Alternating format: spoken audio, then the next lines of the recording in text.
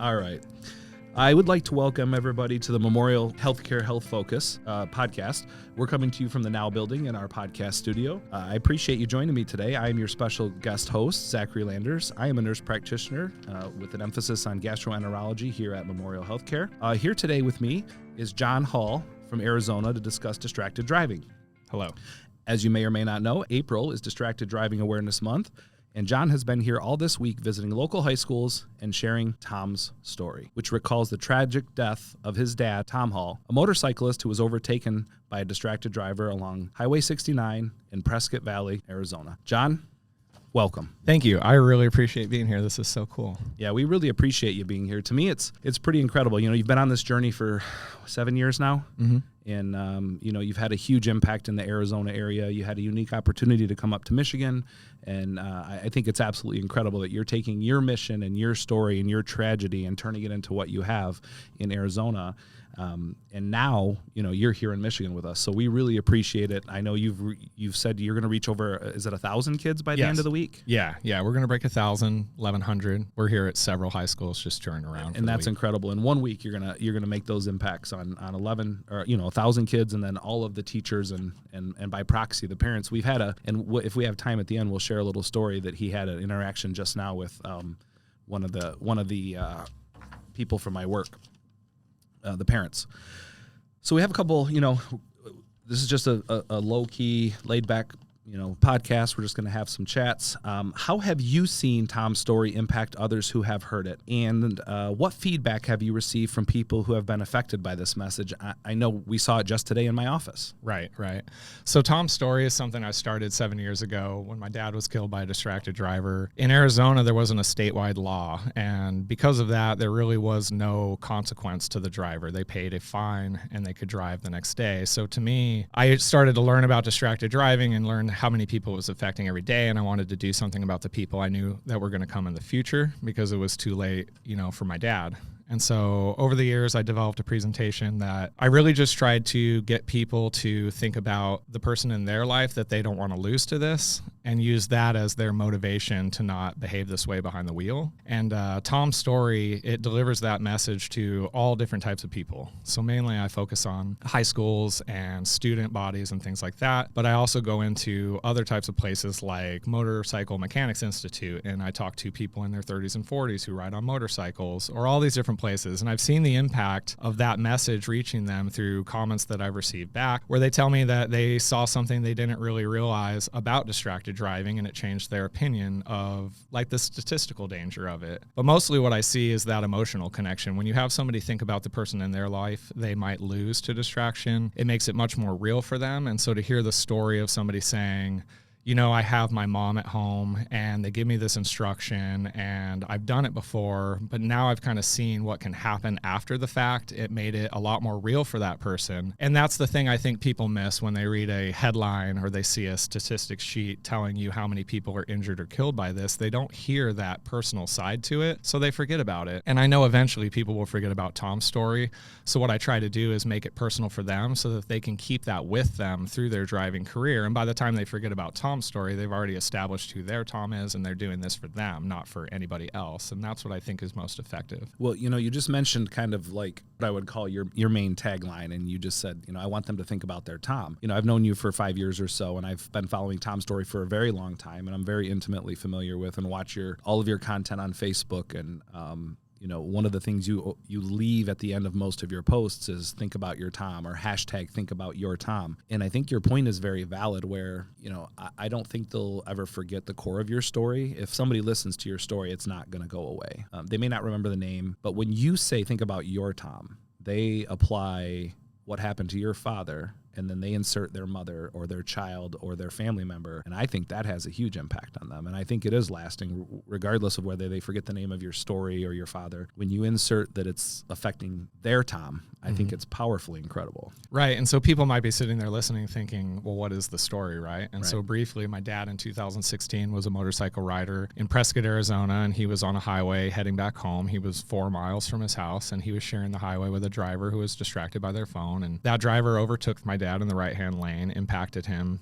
sending him flying back onto their car. He rolled off the car and essentially just hit the asphalt and became an instant level 1 trauma. And in Prescott, the nearest level 1 trauma facility was 80 miles away if you were to drive there. So they airlifted him and he ended up dying in the helicopter. And that was the reality of somebody's decision to pick up a phone behind the wheel and engage it. And when you sit there and you see that tragedy and start to relate that to an experience maybe you had that was a near miss, you start to realize how close we really do come to these incidents, and we get lucky. And that's the thing, is that we get lucky and we think that is a validation to the behavior, and it's really kind of the exceptions. Yeah. And when that luck runs out, that's when you see the rule. And that rule is just something that's so tragic, so deep cutting, so far rippling that it really just, people don't see it until it's too late, and it's tragic. And my goal is to get this in front of people so that they can see it from my perspective, so they don't ever experience this. I don't want anyone to feel that pain. And so it's important to me to use my dad's tragedy and turn it into that daily triumph for people so that they can have that reason that they get through their day and they don't choose to drive distracted that day. And every day is a challenge. Every day you're met with that, decision. And every day you have to renew that drive to protect your Tom. And that's how everyone arrives alive. If you don't do that, then you're giving up on that. Yeah, and it's such a powerful message. And I think humans by nature, if we perform a function or some type of habit and we do it over and over and over, and there's no negative consequences, we kind of unintentionally self-condition ourselves that behavior is okay. There are no negative consequences. Mm-hmm. I have driven distracted.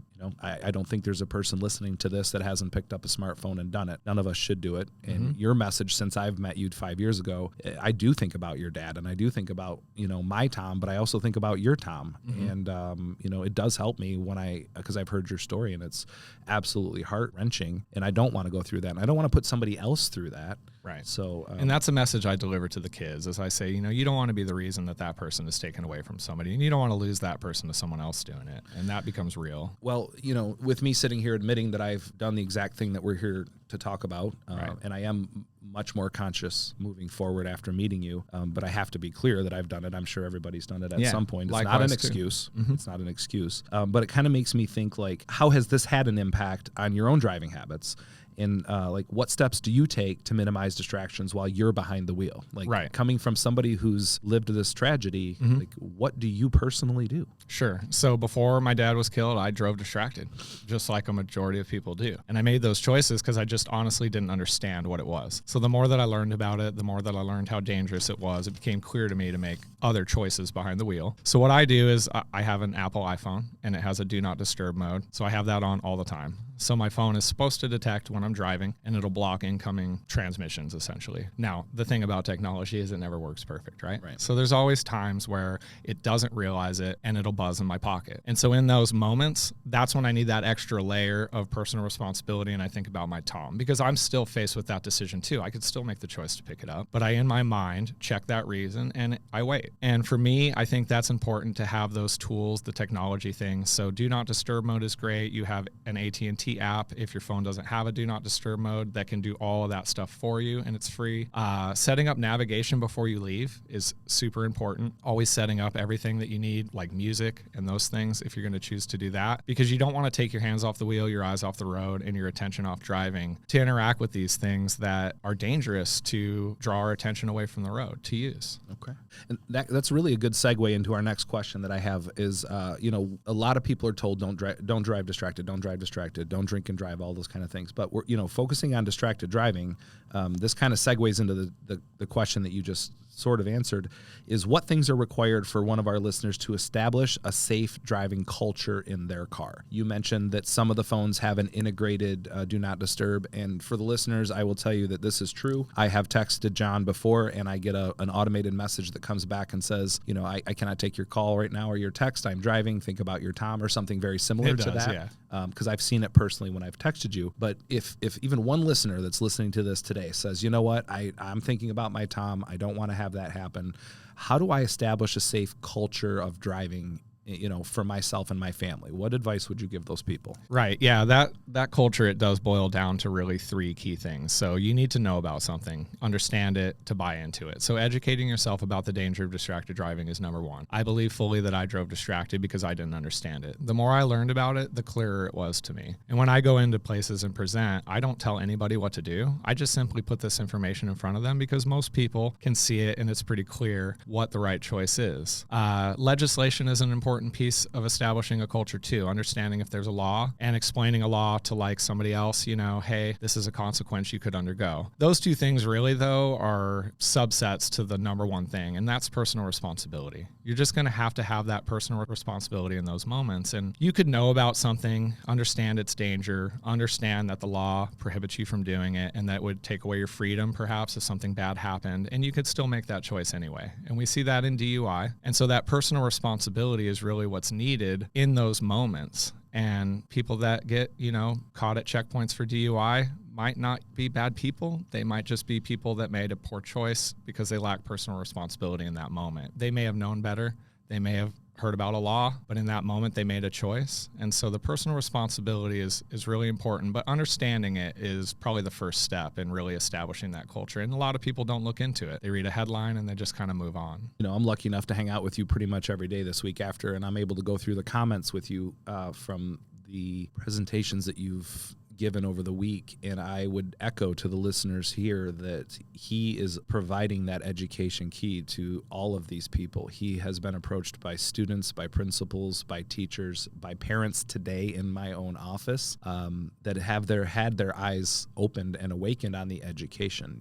We at my age, I wasn't born with a smartphone in my hand. I didn't have a smartphone until the early 2000s.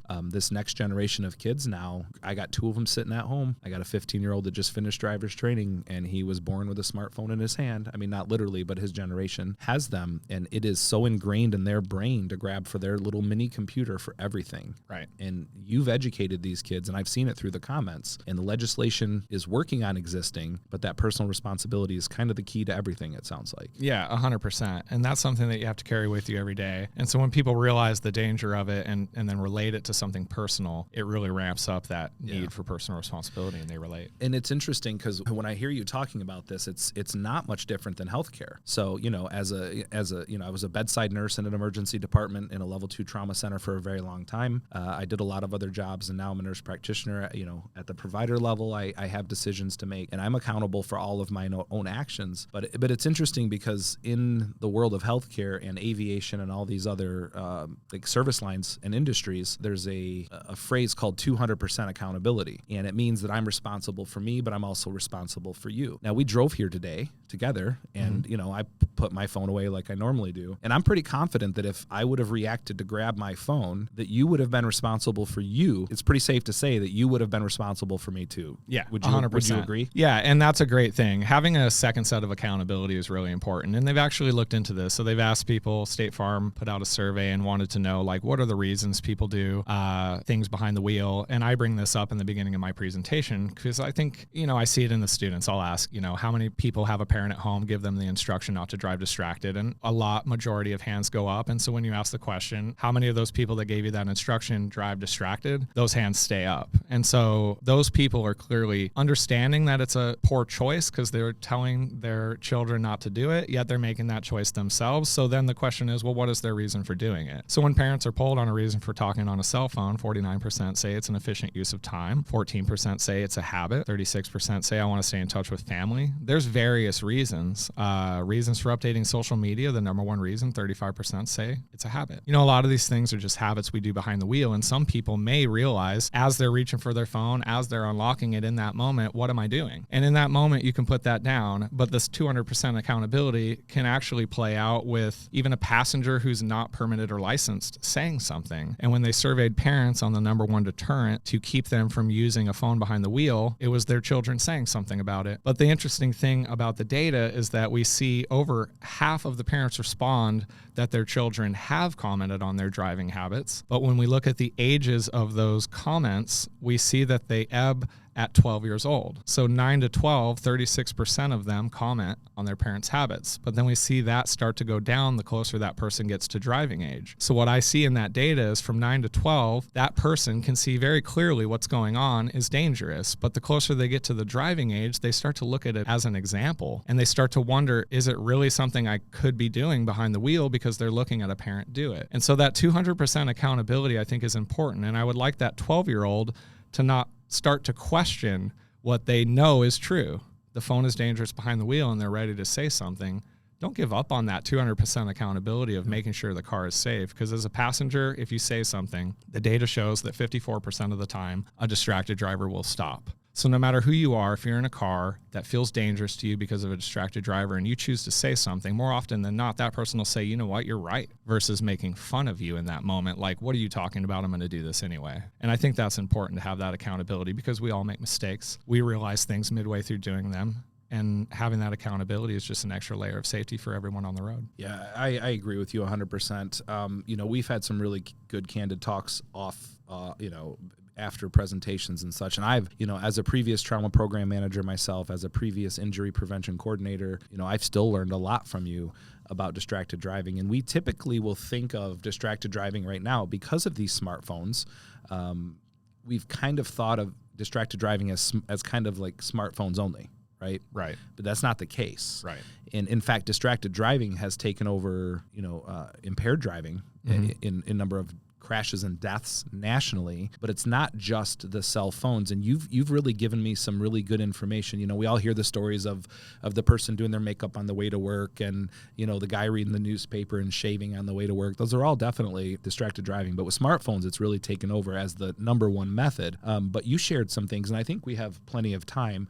On our drive home, once we got home the other day, you had shared some information about the cognition of your brain, and there's actually a scale out there that objectifies our subjective things that we're talking about, and how talking to a passenger or listening to the radio. Do you have like a 2 or 3 minute short version of what you can share with our listeners? Because this is fascinating. Yeah. So when you start going down this road of researching this, I'm an average student. You just get on Google, you start looking at reputable agencies. This was studied by AAA, the University of Utah, University of Michigan. A lot of places have done this research. And so when you look into that, you identify 3 main ways you can be distracted. And I think the first 2 are pretty obvious. If you take your hand off the wheel, it's a manual distraction. If you take your eyes off the road, it's a visual distraction. But the third distraction is really kind of the sneakiest way you can be distracted, and that's that cognitive distraction. It's a distraction of your mind. And when you engage other things behind the wheel, you're pulling your cognition away from that core task of defensively driving. And that on its own is very difficult. And so this was studied by AAA at the University of Utah under Dr. David Strayer, and their research kind of ranked these different activities on a hurricane scale. And so you can actually see how much of the cognitive workload is involved with each of these tasks when they're added to driving. And you can kind of see the danger as we ramp up, adding things behind the wheel. And kind of some of that data that was most interesting to me is 3 things landed really close to each other. The hands-free phone, the handheld phone, and the passenger are all within a point of each other in cognitive workload. And so you kind of ask yourself why. The hands-free cell phone, when you interact with it, your cognition is involved with the phone. And sometimes your eyes may go off the road to look at what's happening in the interface. And to clarify, you said hands-free phone. Right. So these are the things integrated into your vehicle where you can push a button or... Right. Correct? So a hands-free phone is a Bluetooth system typically where the phone is mounted somewhere and you're interacting with your voice typically, or sometimes like a one-touch feature or something like that. A handheld phone obviously takes it out of that device and it's its normal functionality like you would use in your living room. And so that obviously puts it in your hand, adding the manual distraction to your visual and cognitive distraction. So then people heard me say passenger and they're thinking, well, how does that rank in the middle there? Well, we're cognitively distracted when we're engaging with a passenger, and we're human beings and we like to make eye contact. So we'll look over at a passenger and we'll make that eye contact. We may keep our hands on the wheel, but we're basically 2 out of 3 categories checked for distraction. And that's why it ranks so high. So I would say to people, just because a law allows you to do something, it can still carry a level of danger with it. So in those moments, you have to evaluate those actions. It may not be illegal to talk to a passenger, but if that conversation with the passenger is going to be something that distracts you so much that you end up in some sort of collision or anything that could, create a hazard, it would be something to wait to do. I'm not saying that you should go to jail, or anything. For talking to a passenger in your car. But these are things that you should evaluate, because if you're looking over at a passenger and you miss the fact that something has entered the roadway, that's a potential hazard. It could be a pedestrian in a crosswalk. You could be doing 30 miles an hour and you could hit that person because you just don't perceive them. And the reason I brought this up isn't so that the listeners are like, oh, now I can't even have a passenger. Now I can't talk to somebody in the car. That's not the point. I wanted to bring this up because of this hurricane scale, and it objectifies a subjective, environment and situation to where we realize that there are many distractions on the road, and we do have a limited amount of cognitive function it's almost like you have a gas tank.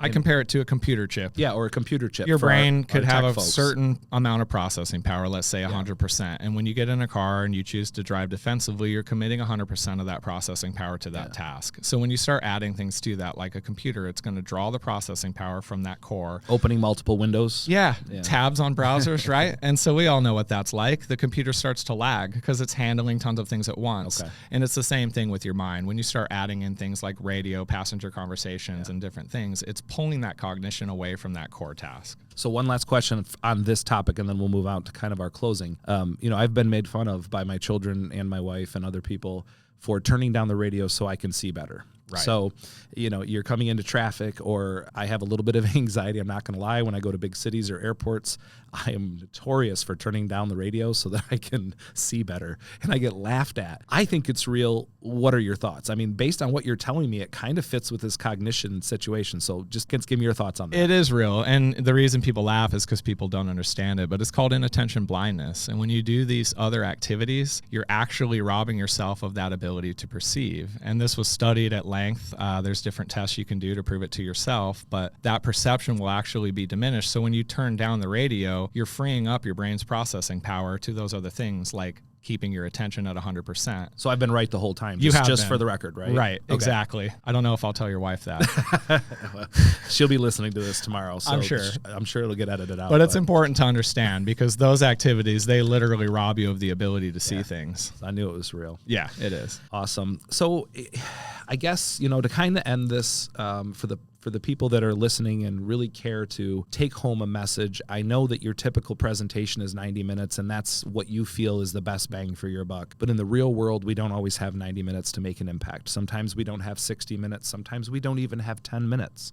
You're familiar with the elevator speech theory, where if you were stuck in the elevator with the CEO of this hospital, or the GM from an executive, or the president from GM, and you had to deliver like a 30-second message of what you would want these listeners to take home from this to hopefully make a better choice in not driving distracted, what would you leave them with? I mean, I think there's a pretty simple recipe for ending distracted driving, and the approach that I'm taking to it is just telling you the story of somebody who's been affected by it personally. I would tell you about my dad. It would take me 10 seconds to explain what happened, and I would tell you the reason that it went down, and it was because of distraction. And so then I would have you identify that Tom in your life. I think that that's important to bring it home to somebody. So when somebody identifies that Tom and they start thinking about it, that's when I move towards that decision being based on that person. And so I would just tell that person, now that you're thinking about your Tom, when you're in your car and you're establishing your safe driving culture, before you make that choice in that moment when you're faced with the decision to drive distracted, I would just have that person think about their Tom. And I know that that's a very personal way to do it. And in an elevator with an executive,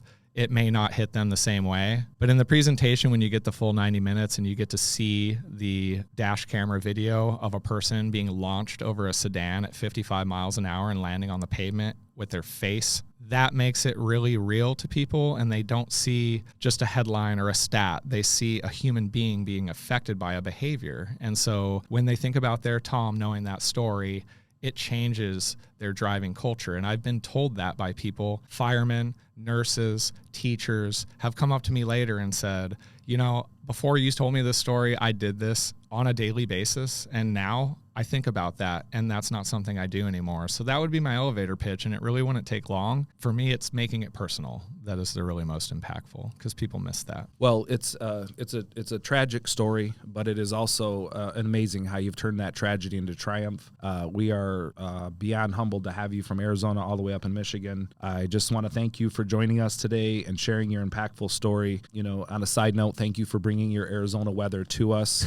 They did joke about it when they got to my house, because it's going to be in the 70s and 80s all week. And John's wife on the way here today said, hey, just so you know, you have a 70% chance of snow on Monday, and we're leaving on Saturday. So there is that portion of it. It does go back to Arizona with us. Yes. And I apologize to everyone for that, but it's been a great week here, and I'm really honored to be here. To be honest with you, reaching another state with Tom's story has been incredible. And I think the real underlying baseline to that is no matter where you're at, no matter what state you're in, what road you're on, it's filled with other people's Tom. Yeah. It just is. You're not thinking about it that way, but that's the reality. The driver that hit my dad was a complete stranger to her. And that's the thing, is that we're on the road with strangers and we don't value that. But if we think about it as other people's Toms, our Toms are right next to us in that car in that lane that we're trying to block from getting in front of us, or whatever silliness we're doing behind the wheel that isn't defensive, that could cost somebody else their Tom. And ironically enough, it could cost you yours. You could end up in that collision. You could have your child in the back seat, and you do not know the outcome of that monstrous collision. It could end up any which way, and it could even cost you the life of somebody in your car. So when you think about that, say you're alone in the car, you can be your own Tom. You can make these choices for yourself so that you arrive alive. But in the end, we should be making them also for everybody else we share the roadway with, because they're trying to make it home. I think one of the most tragic things in my dad's case is on his way home, he was heading there to go to his house where my son would be, and he was going to teach him a trick on a banjo. And that never happened. And that was all because a driver decided to prioritize whatever was going on their phone over the life of a stranger they were sharing a highway with. And it was a complete stranger to them, but that person was my dad. And that's what I think it's important to remember. Well, I appreciate you sharing that. I think it's been an impactful week. You still have more presentations tomorrow. We have the podcast today.